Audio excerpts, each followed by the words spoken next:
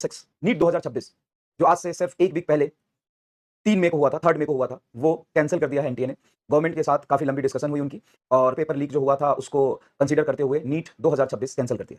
अब आगे आपका फॉर्म फिलअप तो नहीं होगा, लेकिन आपका एडमिट कार्ड फिर से आएगा, आपको नया सेंटर अलॉट होगा और एग्जाम का डेट, एडमिट कार्ड रिलीज होने का डेट, आपका एग्जामिनेशन सेंटर और सिलेबस वगैरह तो वही रहेगा। वो कब आएगा, कैसे आएगा, एनटीए फिर से अनाउंस करेगी। लेकिन ये जो चीज हुआ है, ये चीज पूरे 10 साल बाद दोबारा से हुआ है। ये एग्जैक्टली हुआ था 2015 में और 10 से 11 साल बाद ये दोबारा से हुआ है। अब हम बात करते हैं कि ऐसा होना चाहिए था कि नहीं होना चाहिए था। देखो बाबू, ऐसा है 2024 में भी ना बहुत हंगामा हुआ था, लेकिन एनटीए ने पेपर कैंसिल नहीं किया। अभी पेपर कैंसिल क्यों कर दिया? क्योंकि शायद वो जो कह रहा था कि मैं सीरियस हूं, शायद वो कह रहा था कि स्कूल एग्जाम नहीं है, इसको हम बहुत सीरियस ले रहे हैं। वो अपनी बातों को सही साबित करना चाहता है। जो नीट का पेपर लीक हुआ था, हमें पता है कि वो सीकर तक पहुंचा था, है ना? हमें पता है कि वो सीकर तक पहुंचा था, हमें पता है कि वो केरल से जाके सीकर और झुंझुनू में पहुंचा था, लेकिन वो एक्चुअल में कहां कहां गया था शायद जांच में आ गया होगा, वो हमें बता नहीं रहे हैं, लेकिन इसका इंपैक्ट बहुत ज्यादा होगा।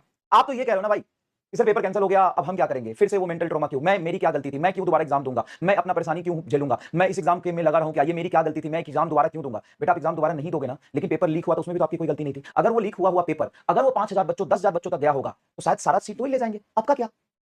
आपका क्या? आपको आपके नंबर अगर 630 आ रहे हैं, 640 आ रहे हैं, 650 आ रहे हैं, लेकिन आपको नहीं पता ना कि जो पेपर लीक हुआ है उसको कितने लोगों ने यूज किया है, कितने बड़े-बड़े लोगों ने उसको खरीदा है, किस लेवल तक वो पेपर्स पहुंचा है। अगर वो खुद ही 10,000 बच्चों तक पहुंच गया होगा तो कट ऑफ 660 चला जाएगा भाई मेरे। कट ऑफ 660 660 670 चला जाएगा। तो अगर आपने बहुत ईमानदारी से पेपर देके 650 के आसपास नंबर लाया और जो कि बहुत ज्यादा नंबर है, इसमें तो तुम्हें एम्स और अच्छे मेडिकल कॉलेज मिल जाएंगे। लेकिन क्योंकि पेपर इतना लीक हो गया था, इतना ज्यादा तरीके से लोगों तक पहुंच गया था कि कट ऑफ ही 670 प्लस चला जाए तो और कितना लीक हुआ है शायद एनटीए साहब को पता चल गया होगा कि इंपैक्ट ज्यादा है, तुमको कैंसिल करना पड़ा।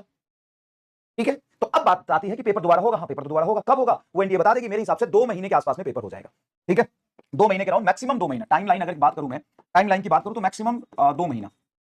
Timeline maximum 2 month, maximum 2 month, इससे ज्यादा समय नहीं लगेगा।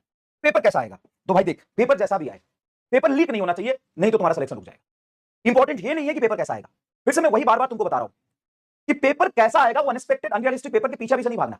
बस पेपर लीक ना हो, तुम्हारा सिलेक्शन हो जाएगा। अगर पेपर लीक नहीं होता है और बहुत ज्यादा टफ और बहुत अनरियलिस्टिक बहुत मुश्किल पेपर बनाते हैं, उसमें भी सभी बच्चों के लिए मुश्किल पेपर होगा और वहां पे मार्क्स नहीं, आपके रिलेटिव मार्क्स मैटर करेंगे, आपका रैंक मैटर करेगा। बस पेपर लीक ना हो, तुम्हारा सिलेक्शन हो जाएगा। चाहे 2025 जैसा पेपर जाए, कट ऑफ चला जाएगा 520, तब तो हो ही जाएगा ना भाई, सिलेक्शन चला जाएगा कट ऑफ 500। अब भाई पेपर बहुत टफ पूछ दिया फिजिक्स में, अगर 45 सवाल में से वो 10 सवाल बहुत मुश्किल बना दिए, 15 सवाल बहुत मुश्किल बना दिए, 45 के 45 मुश्किल नहीं बना सकते हैं। उस 45 में से अगर वो 25 सवाल इजी है, पहले वो अगर कर लोगे ना तो तुम्हारा वैसे ही सिलेक्शन हो जाएगा। फिर से वही बातें तुम भटकने वाली बातें करने लगते हो। अरे भाई कुछ ऐसा बहुत अजीब सा क्वेश्चन बना दिया, पेपर टफ बना दिया, तो कुछ 2-4 क्वेश्चन तो ऐसे भी होते हैं जिसमें मास्टर को बिठा दो वो भी ना कर पाए। तो जो मास्टर भी नहीं कर सकता उसके पीछे तुम भागोगे कि 45 में से अगर तुम 25 कर लेते हो और कट ऑफ 500 जाता है तो तुम कर क्वालीफाई तो कर लोगे ना। इसके पीछे भागना चाहिए ना तुम्हें।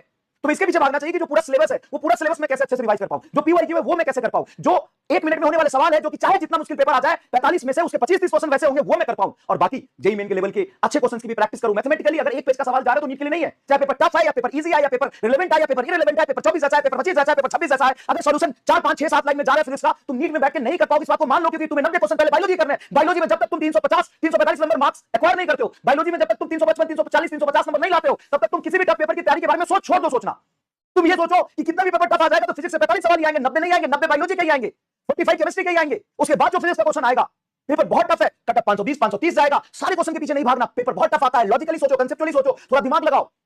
उसमें से भी 25 से 30 क्वेश्चन अगर तुम बहुत अच्छे से निकाल के ले जाते हो, तुम्हारा सिलेक्शन सिक्योर हो जाएगा। उसके बाद अच्छे लेवल की क्वेश्चन की प्रैक्टिस थोड़ा और करना। भाई वो बहुत टफ पेपर बनता है ना, तो जो 4 क्वेश्चन होते हैं ना वो पहले अटेम्प्ट में छोड़ने के लिए बनता है। पहले जो 45 बहुत इजी क्वेश्चन, एक लाइन में होने वाला क्वेश्चन, पीवाईक्यू बेस्ड क्वेश्चन के भी 4 नंबर मिलते हैं, बहुत टफ क्वेश्चन के भी 4 नंबर मिलते हैं।